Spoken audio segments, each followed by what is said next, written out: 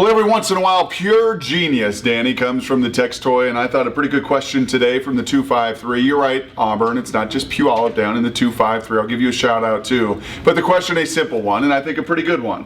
If the Seahawks throw it 30 times this year, which will be up from the 25 last year, somewhere around 30 to 35, I think is a pretty good guess. If they complete 65% of their passes, you're looking at 20 completions a game. You tell me in a perfect world. You've watched the OTAs, you've seen Percy Harvin work. We got one more mini camp before training camp. Perfect world. How do they disperse those 20 receptions? You want Percy Harvin catching at least 5 a game, I think.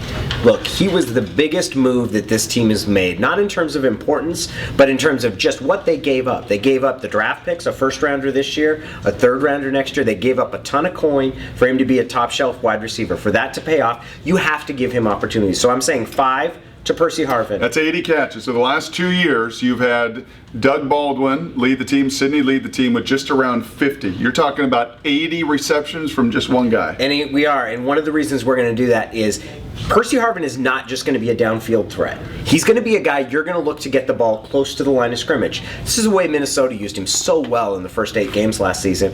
You have a team that is focused on stopping the run. In Minnesota, it was Adrian Peterson. Here it's going to be beast mode.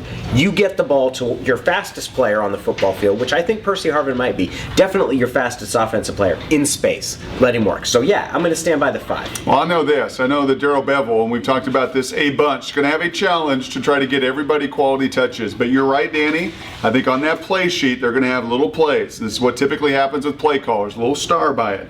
Right? The play callers watch during the week. They look at the matchup. They look at the weakness. And here's 3 or 4 plays that I have got to find a way to get what I said last week could be the most explosive player in this franchise's history. I got to make sure I get him the touches.